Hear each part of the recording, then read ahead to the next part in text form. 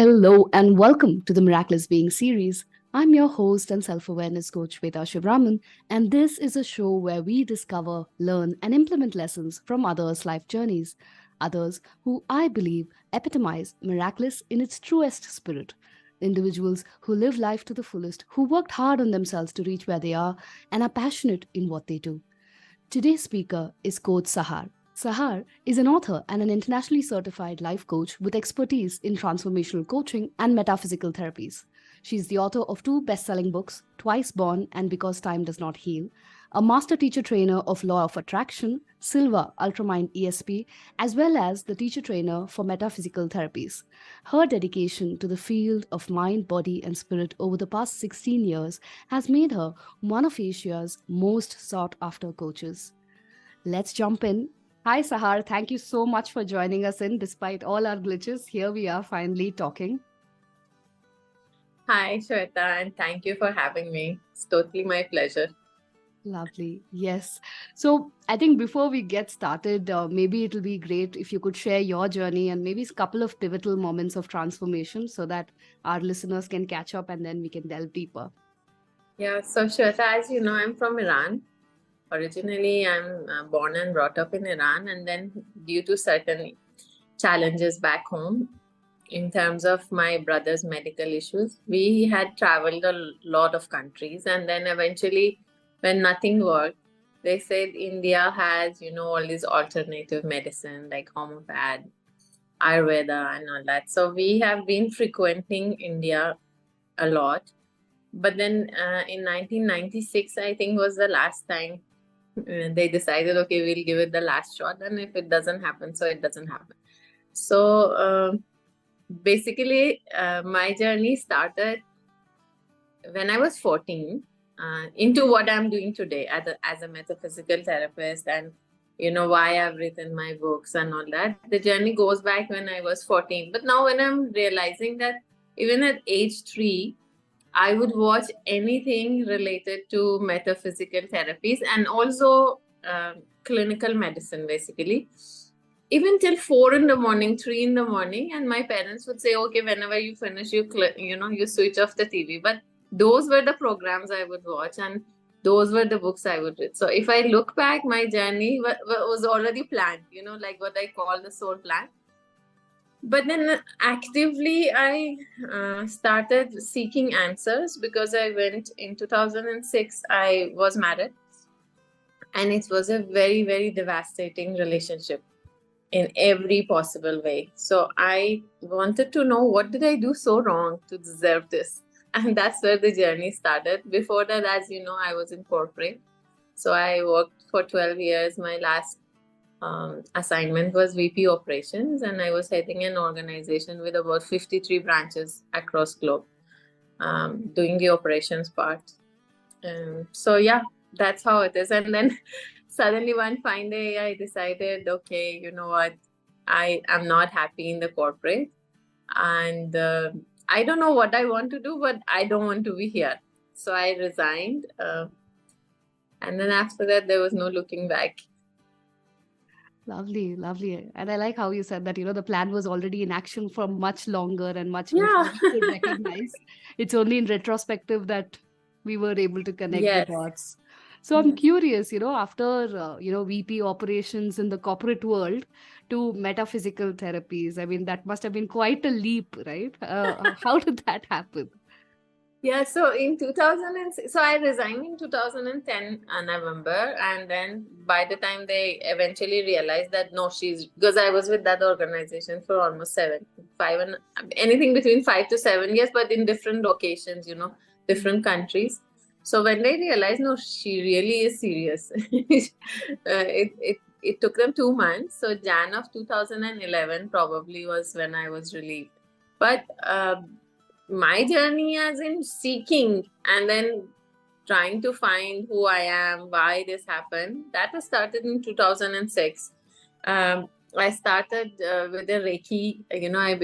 I started learning Reiki and then tried to calm myself down, meditation, cleansing, whatever, you name it, then I have done it. And it's Shweta, it's very interesting. And this is what I always tell to people who say, what is my life purpose? I say, when you're ready, The life purpose will appear. You don't have to keep looking for it. You just prepare yourself for it.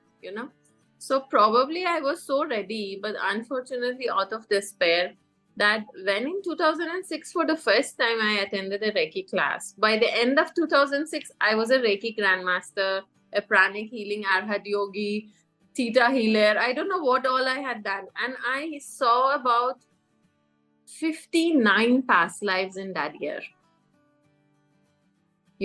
So because I was so ready, I would get all these opportunities just to keep doing everything. However, my job was such that there were times that I would not have a day off for eight months.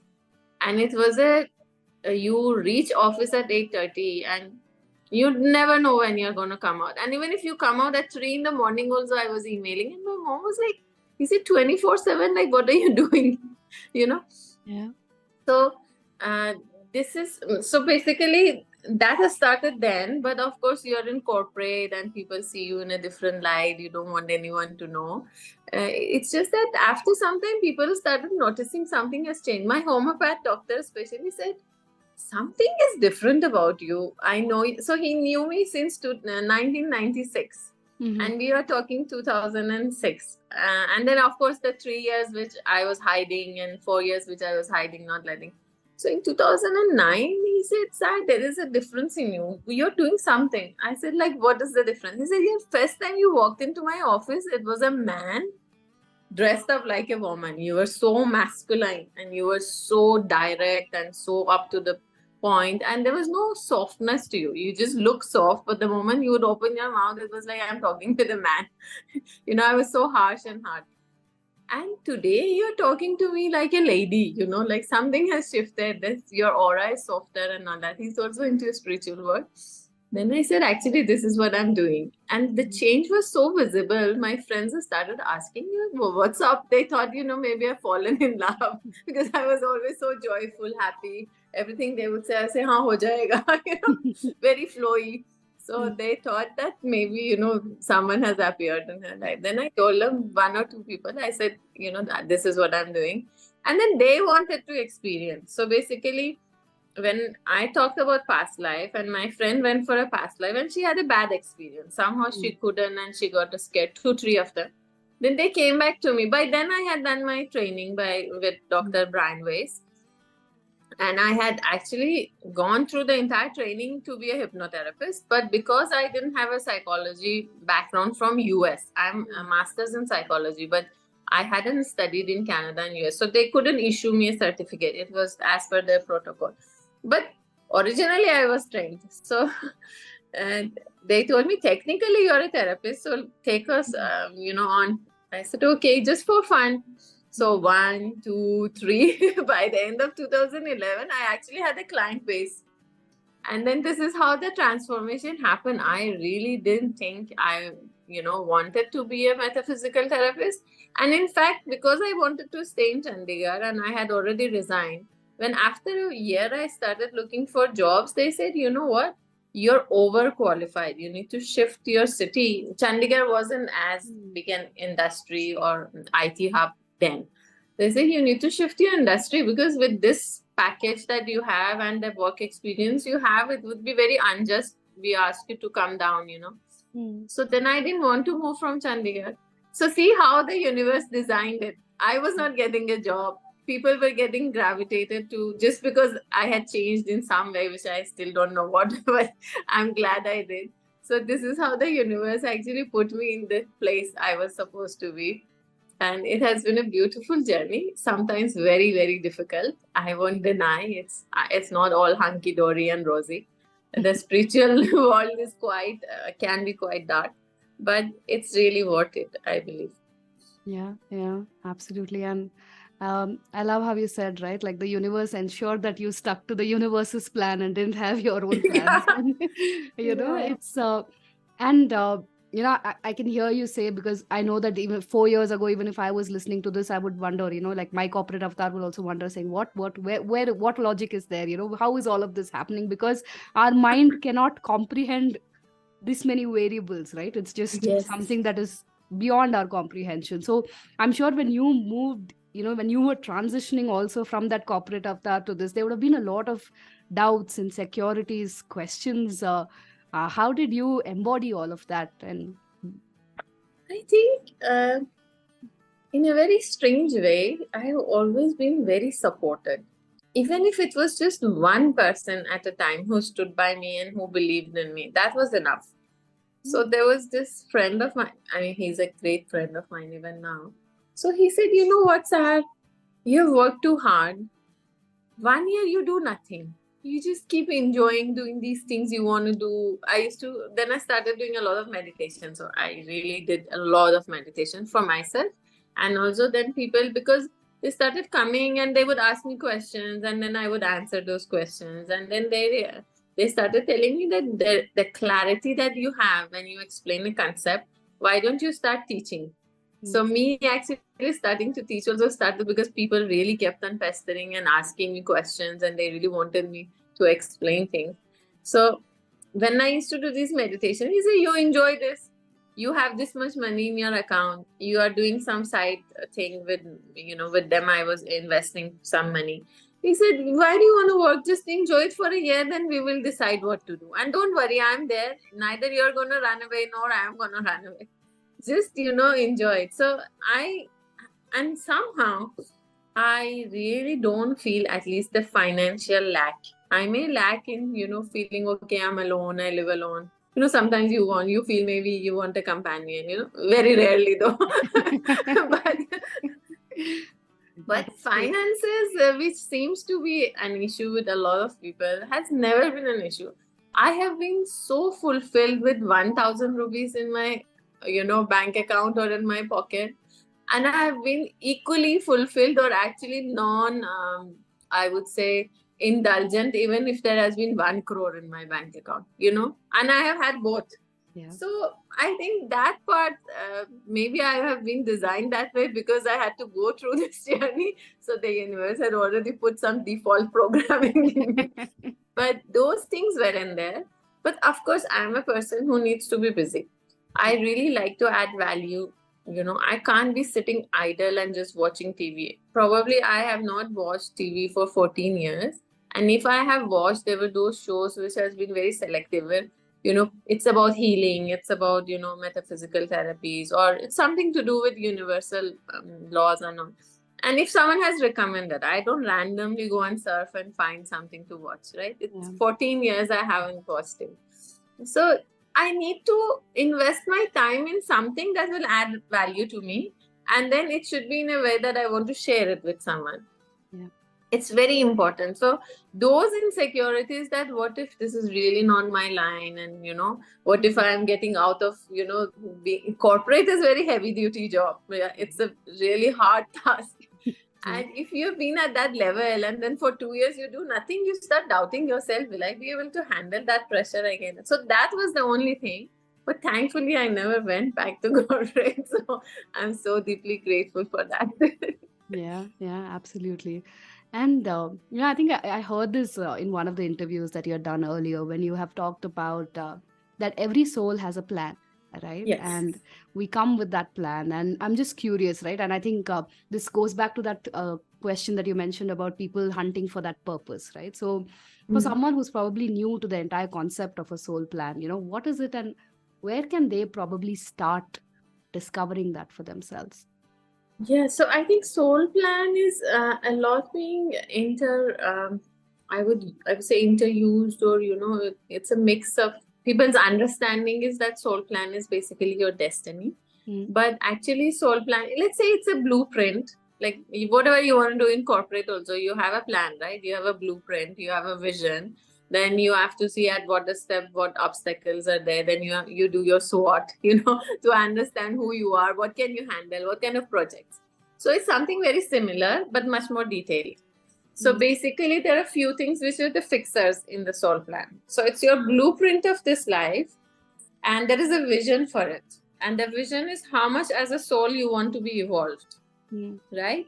How much your consciousness needs to be evolved. And that is very precise, because how much you evolve, that much you're going to add value to the evolution of the entire consciousness.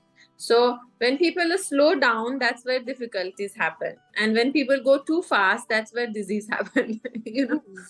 So it's that blueprint with a lot of details. There's certain things which can't be changed. Let's say your body type, because your body is not only the temple of your soul, but it is also the messenger of your soul. It is telling you the shape of the body, the color of the skin, the type of the eyes, and all the illnesses that, or also the health that comes with it, is trying to tell you where all you're going wrong or where all you are going right. So what are your strengths? So the body, the gender, and these things can't change. You also choose your family because you have a soul contract with them. So basically your closed ones in that blueprint are your support system. But how we understand support, the universe doesn't understand support in that way, because there is no concept of negative and positive, good and bad for the universe. So the support is anyone in whichever way can come and help you reach that vision. So if someone has to come and hurdle your progress so that you learn that you can be independent and you shouldn't be having unhealthy codependence, so that's also support for the universe, because support is support. There's no positive, negative. We will perceive it as this person is so bad, so mean. If they did this to me and now I'm this, that's, but for universe, it's not that. So your support system is also chosen. And then there are other things. As long as you are clearing your backlog, you're decluttering your blueprint from the karma, which is no more serving you. And as long as you're aligned in terms of rhythm and pace to reach that level of evolution, which is eventually the vision of your soul, you can keep changing anything in it. You can change color, you can change your soul tribe, you can change your agenda, you can change your way of doing things, you can accelerate, you can slow down. But it shouldn't be too slow or too fast that it actually puts the rhythm for other people in your universe out of place. So that is what we call a soul plan. And you can really change it every 10 seconds. But you need to be aware of few things. One is that you need to be aligned with the vision of the source or universe for you. You can't be thinking in separation, that I need to reach there, to hell with everyone else, me at the cost of others. It can't. You have to be, you have to create a conducive growth system for everyone. And the third thing is that when you change, you should be aware of the consequences of the changes you make. Right? So once you are aware and then you make aware decisions, you can actually entirely change your soul plan. So much so, like in my first book, I've written Twice Born. So it's about when the dimension of consciousness changes. So it's like you almost die in the same physical body and you're reborn in the physical body, but a lot of stuff about you changes. So when first time this happened to me, my nationality changed. From an Iranian, I became an Indian. Yes. And the second time, which is very recent, it changed. I, as a person, have changed. Like when I look back 3 months or 6 months ago, I can't relate to who I was. And that's quite scary. Yeah. Yeah. So this is the soul plan. But you can change it to whatever extent, as long as you continue adding value and as long as you are aligned with the universal design. Yeah. And I'm curious to know your answer to this in terms of, how does one know they are aligned to the universe's plan? Okay, so the best way to know you're not aligned is your state of mind, your health. So when you're not aligned, everything goes wrong. The extreme of disalignment is when you have chronic disease, when your health is bad. Slight disalignments can be in terms of finances, if your finances are not okay, or if your relationships are having a certain difficult pattern. So these are also disalignment. But when the body knocks you, that's where you realize that you're totally off radar. Then you need to correct the course of action and change things. Yeah, absolutely. And I'm curious, right, about You're also an author, and we've had discussions in my book writing journey as well. So the definition of your support system you gave, I think you were one of my support systems in making the book happen. So thank you for that. Most So welcome. I'm just curious, how is the journey of being an author and being an author of two best-selling books now, right? Twice Born and Because Time Yeah. Does Not Heal. So would love to hear how was your journey into being an author? Yeah, so if I, I'm a life coach. So I teach people how to plan, how to envision, then how to, plan backwards, forward, and all that. Now, if I answer this very honestly, I may lose some clients, but it's okay. So there was a time where I learned that, so my plans are also very holistic. I don't have a minute, detailed control plan of everything, unlike what we teach in, let's say, business coaching and business mentoring, right? Because that is who I am. And I can't change who I am. My profession should be a little different from who I am. But when it comes to my books, actually, Shweta, they just happened. Mhm. And they happened with a force that I had no choice but to let them happen. For Twice Born, which is actually my debut book, it was in 2014. A client of mine, she's a good friend now, came from Canada for past life regression. And when she finished her session, she kept on giving me messages from her master. So once you are in the life between life, where the soul is trying to figure out how it went wrong, where it went wrong, and know how to correct it in the next life. And sometimes the guides appear if we request them. So this master comes and keeps telling you should write a book. So 17 pages of me writing messages from the master. And I was like, she's not going to write a book. I am 100% sure. And my hand was tired of writing. Then I said, can you ask, like, what is this about? Because you're not going to write a book for sure, unless some miracle happens. So what is it? She said, no, no, no, no. These messages are actually for you. You are supposed to write a book. I was like, okay, that was scary because, English is my fourth language. Mm. And after 15 years of being in India, I'd forgotten Persian, you know. So in what language will I write? Hindi, I talk, but, I mix all genders. So Hindi is no option. So I was like, but then in 2018 end, the call became so strong that I just simply couldn't do anything. I started, falling a little sick. Things just started getting disaligned. And then when I did a soul macrocosm drama, that's a kind of a workshop I do. So in that workshop, I decided I should see what's wrong. Definitely I'm not aligned with something. And then again, the message was that you need to write the book. So then I stopped everything and I sat to write. And I think it took me about 42 days to put the first draft together. But of course, then editing, re-editing, then it took a few months. And by October, it was out. So this is how it happened. No planning, no nothing. The book found its editor, the second editor. I did a self-publishing because I thought I'm not going to publish it. I'll just do 100, give it to my students. And then this is out of my way. But the book found a publisher who actually has published my second book. I didn't put any effort for it. So this is when we say you're totally aligned with the soul plan. Things just flow and you don't have to worry about anything. And again, the second book also happened in a similar manner. So a lot of my students, because I teach law of attraction and I train trainers for the law of attraction. So a lot of my students and trainers who were trained by me, they said the way you teach it, we have not read in any book. Can you please write something because the information is incomplete and it is actually some of it is not right, to be honest.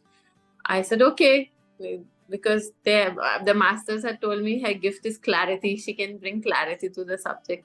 So I started writing that. I wrote about probably 20,000 words and I couldn't move forward. And I just couldn't sit and write. And then I thought, okay, let me do one more soul macrocosm drama. But anyways, I couldn't do it. I sat in meditation and then I got to know.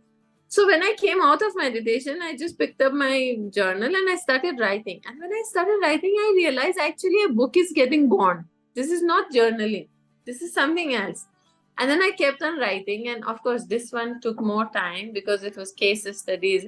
I had to make sure, the oath of privacy is maintained. There's no way anyone can get to know which client is, because a lot of them know each other. I do workshops, so they come. So they know each other. So I had to make sure everything is very, very discreet. So it took me more time. But again, every case was again picked up randomly. Like I was guided, okay, this person. Some of my clients really wanted their names also to be there. They wanted their case studies to be there because for them it was miraculous. But I wasn't guided to put those books. So this is how both the books happened. And now I'm writing my third. So let's see. Hopefully that will happen with that much ease only. Amazing, amazing. And the second title got me intrigued, right? Because, we always say time heals. And, your title is actually because time does not heal. What is the story behind it? And what is your perspective? Yeah, so when I went for the first time to a past life regressionist and I saw a past life, I realized we carry the wounds forever and ever and ever. So time really doesn't heal it.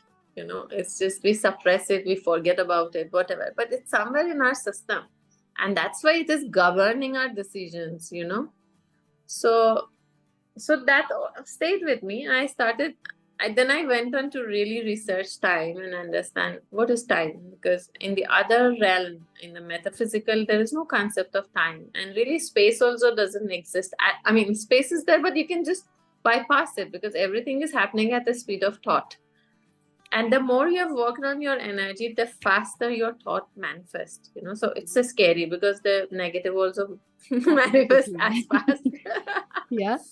Yeah. So then when I was writing, when I came out of that meditation, in fact, the first line which I wrote, which told me this is a book coming out, said, they say time heals, but that's a lie.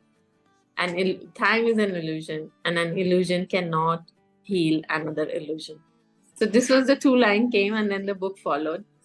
So and then my research about time, for the sake of the viewers, is basically really time. There is a concept we have created to measure our distance from experiences. So if I've experienced something and I forgot about it, then that becomes my past because there's a sense of familiarity, but I'm distanced from it. If I'm talking to you in the now and I'm really aware of my body, feeling, how I'm feeling, how am I relating to you, how do I look at you, and what am I saying? So this is now because there's no distance. I'm just in the moment, And then if there is something I desire to experience because I heard it, I read somewhere, saw a picture, but I feel a distance. It's not yet happening, but my thought is reaching to that desire. Then that's my future. But when I look at it from the bird's eye view, when we take the soul out of the body at the time of therapy and we tell the soul, now look at your life and see, the way the soul looks at life from there is very different from if the person is in therapy and trying to recall, right? So when you look from up, there's actually no present, past, and future. Everything is happening at the same time. Yeah. I had a client who saw 108 lifetimes. Yeah. She saw it like this.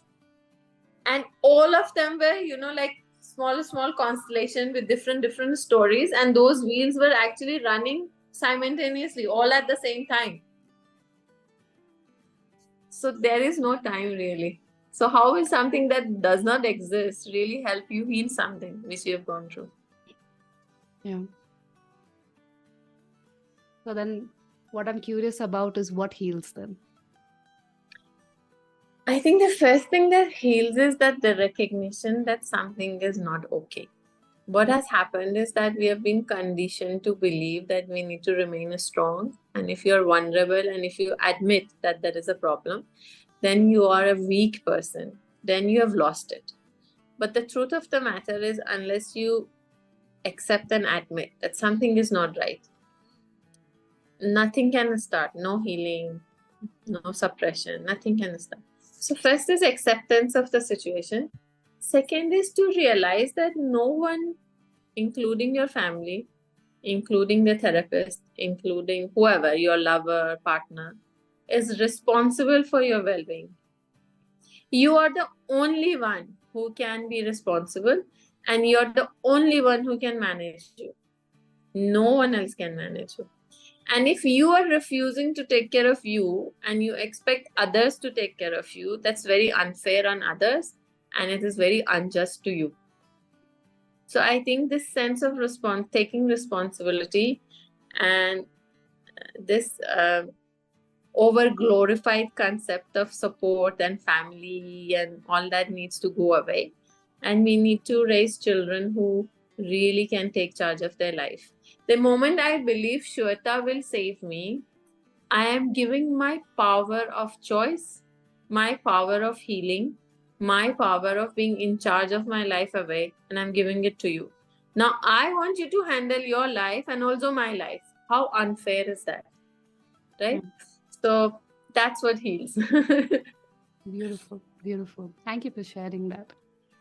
And I'm just curious, right? Because I've been, I know myself from 5 years ago, right? The kind of person I used to be, 2 plus 2 is equal to 4, logic, straight thinking, all of that, right?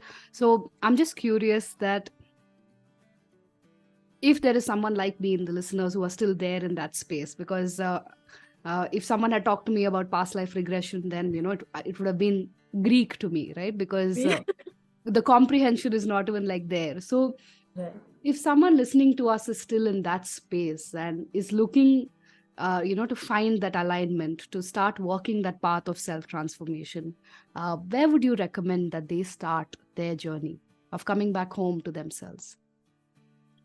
So, I think I would ask them to start actually educating themselves maybe a little, to realize there is a world beyond logic. And unfortunately, that world is 95% of the universe.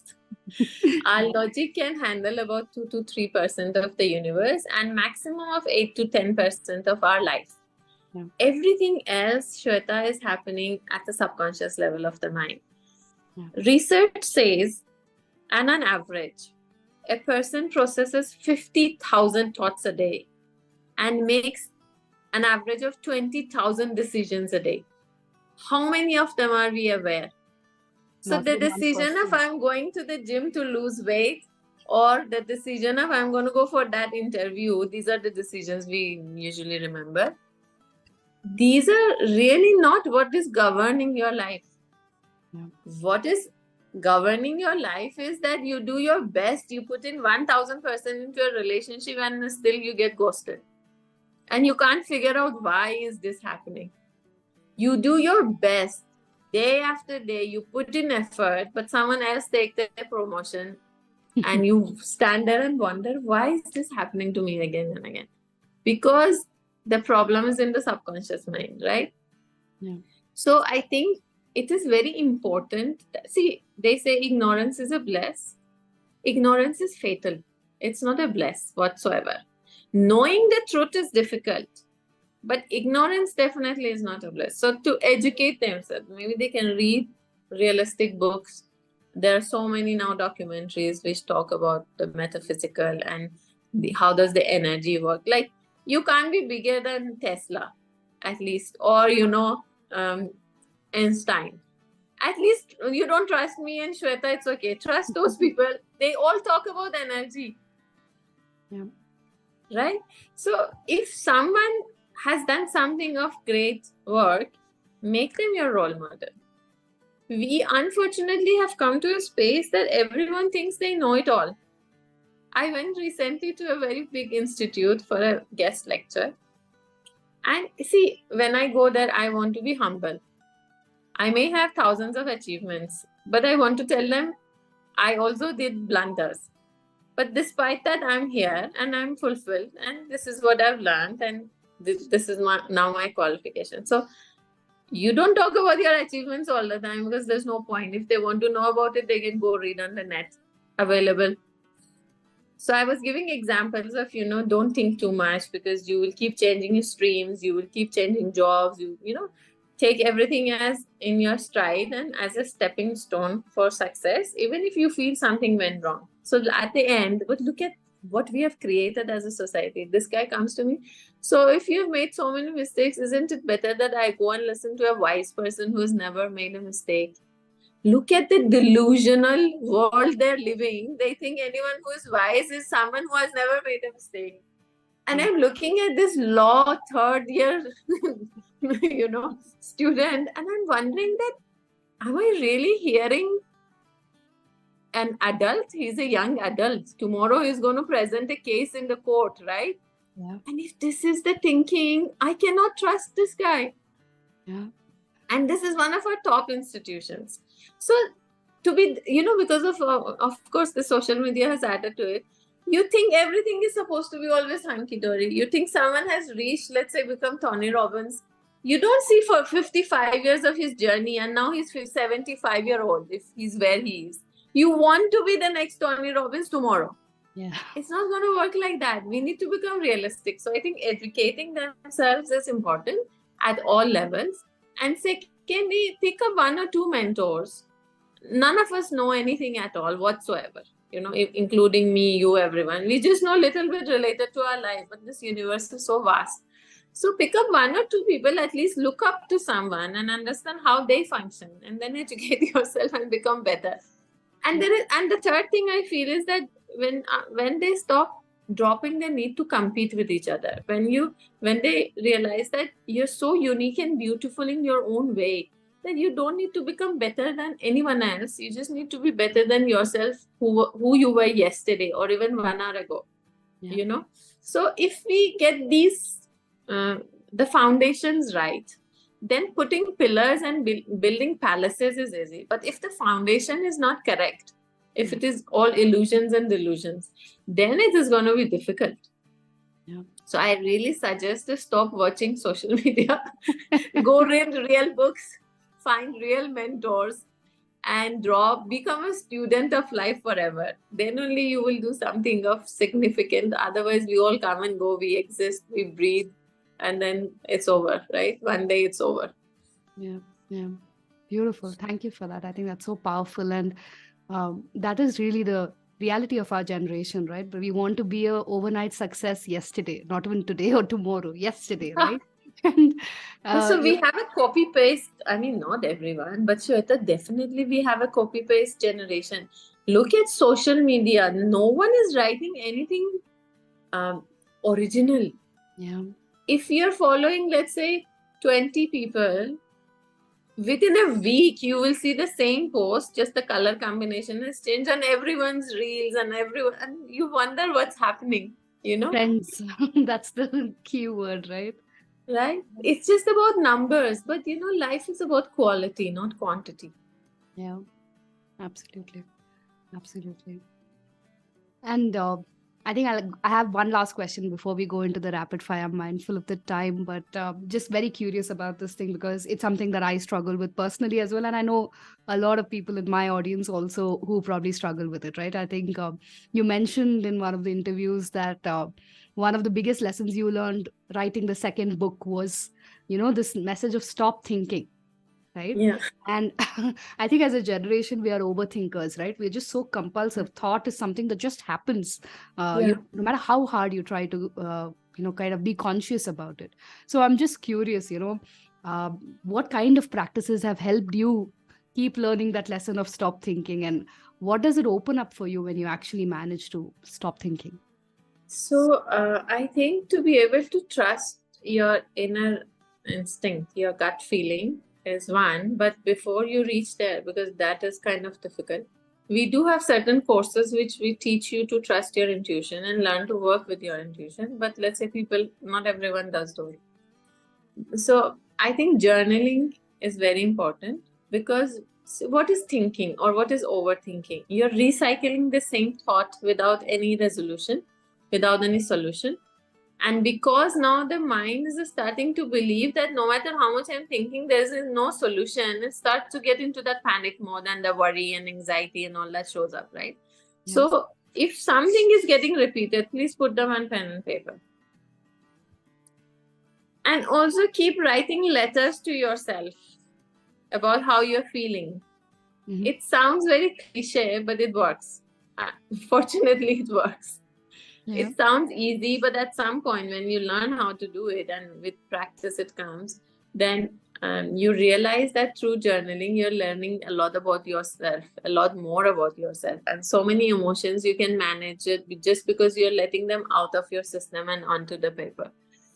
And for recycled thoughts, obviously, you just make a list and take it out of your mind. Once it is on the paper, the mind believes that you're going to take action. So now it doesn't have to keep reminding you of it. Yeah. So this is for, any practical overthinking daily issues and challenges. The third thing is because not everyone can meditate, but I definitely suggest going into the nature. Either you walk or even you just go sit by a lake or in a forest or a park or whatever in greens and just sit there, just watch, observe. That calms you down. And the moment you calm down, slowly the distance between thoughts becomes larger. So then you're slowing down the process of thinking. This is somewhere I'm sure everyone else has read it or heard it. It really reduced your inflow of inputs and messages. You have to reduce social media. See, whenever an information is received, the mind has to process it. Yeah. It cannot park it. That is the nature of the mind. Whatever comes to it, it has to process because it has to understand whether it is a threat to the survival or it is good for thriving. Yeah. And unfortunately, it catches hold of the threats to the survival because originally, what is your mind's job? To help you survive.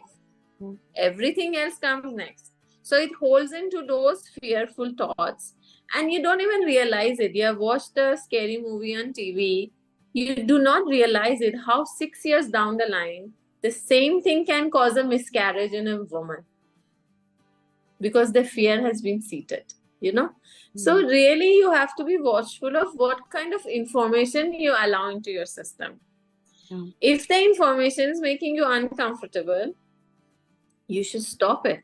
It is your energy system. You're not a dustbin that anything should be entering your system. You should really check what is happening with you, right? The same way we check our children that, okay, no, you can't watch this movie, you can't play that game. Same thing is for us, So that is third. Then, of course, meditation helps, but meditation doesn't mean you sit for 1 hour with your eyes closed. You can meditate with your eyes open. The only thing actual meditation is when you become aware of your breath. You can be driving, you can be talking, you can be eating, you can be dancing. But if you're aware of your breath, you're meditating. Yeah. So, So I think these things would really help and stop overthinking. And the other thing, the last thing I want to say, if you're overthinking about something, find a confidant, go and confide in someone who's your well-wisher. Again, you're taking it out of your system.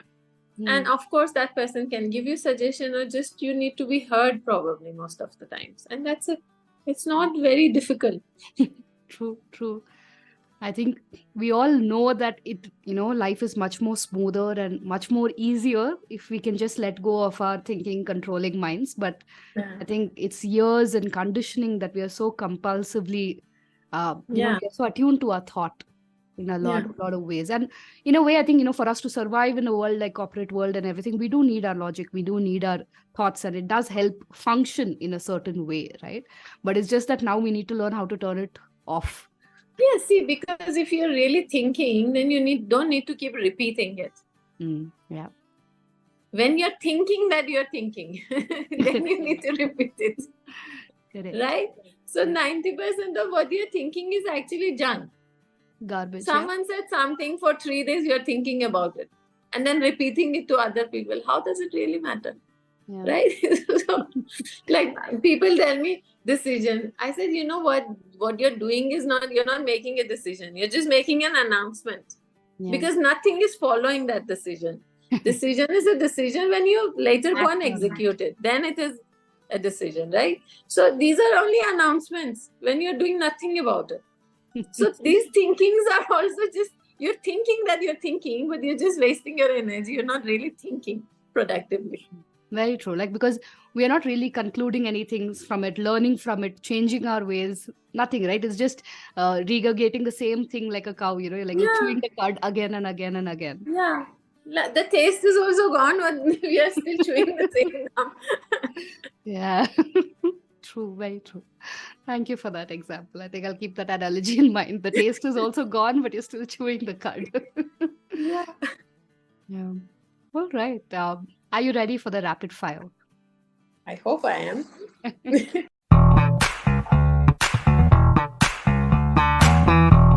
All right. let's start with the basics. Are you a morning person or a night owl? I'm actually both. Interesting. Okay. Books, movies, podcasts. I think movies is out of the question since there's no TV. Books. Books, okay. What are top 3 books that have probably transformed your life? One is Wishes Fulfilled by Wayne Dyer. The second one you will not believe, but it's a novel, Gone with the Wind. And I think I've read that probably 10 times. And the third book is, how do I say? But it's actually my own second book.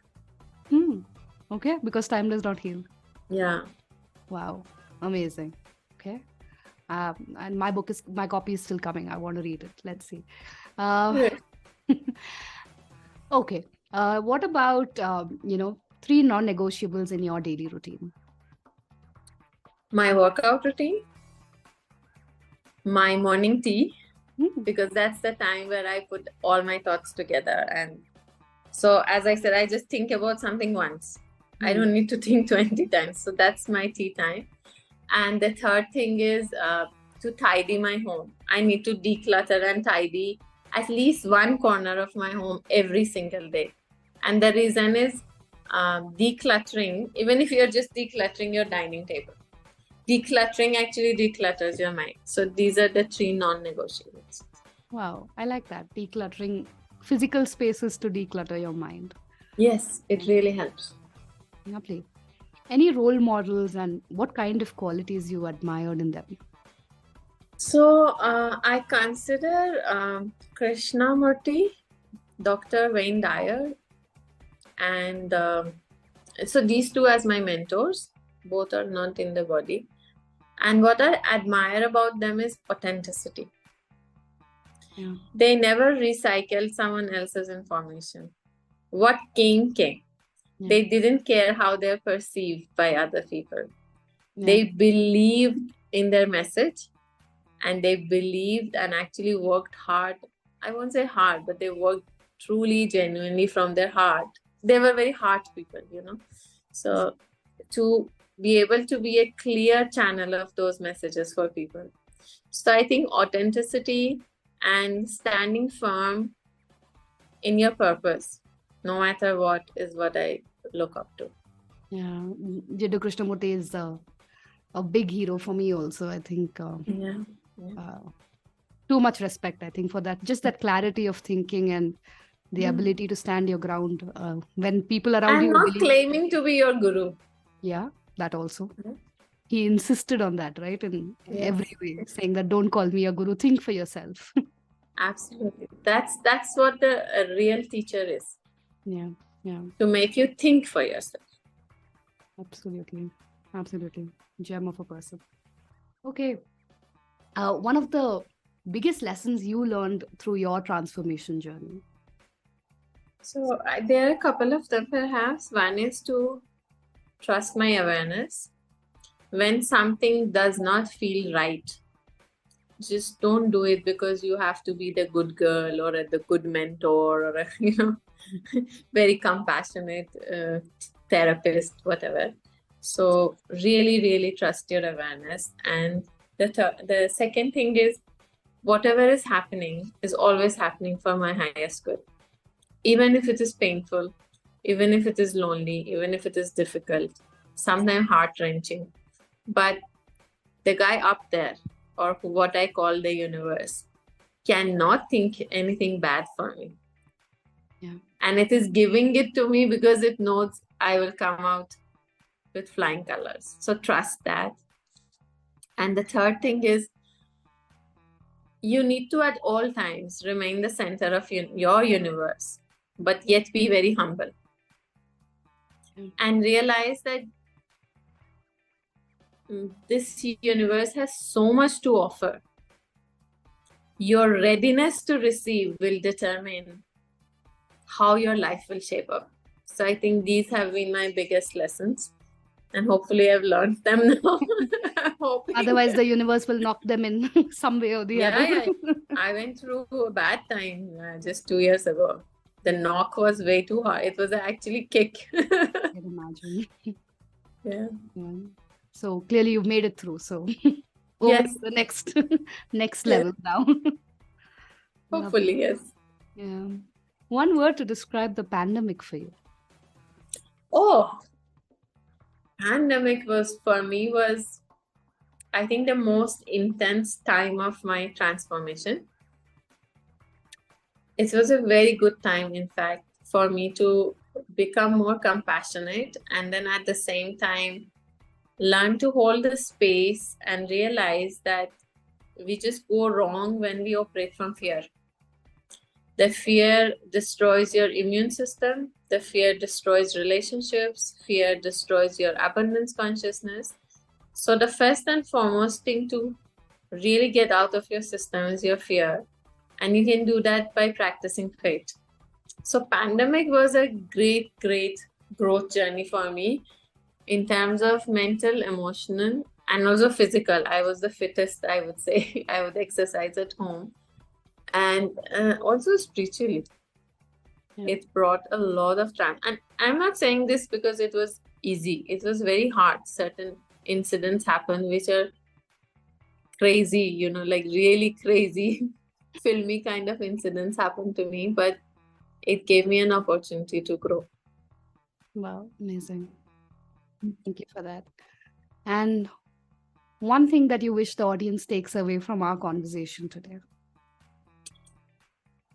To know that they are the master of their reality, and to learn that by thinking productively, yet becoming aware of who they are, that is the only formula to a fulfilled life. I will never say successful life because I don't know what success means to anyone.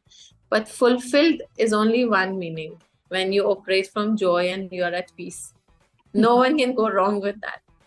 So, but to create a fulfilled life and feel fulfilled, you need to take charge of your life. No one else can do it for you. Amazing. Beautiful, Sahar. Thank you. Thank you so much for being a Thank part you. of this conversation, for fitting this in between your busy schedules. And I really Thank wish you. you the best of success with the third book. May it also go into very, very reprints. Thank you so much for being a part of the conversation here. Thank you. And I wish you all the best for your book. Thank you. I hope it reaches all those who need it. And thank you so much for having me.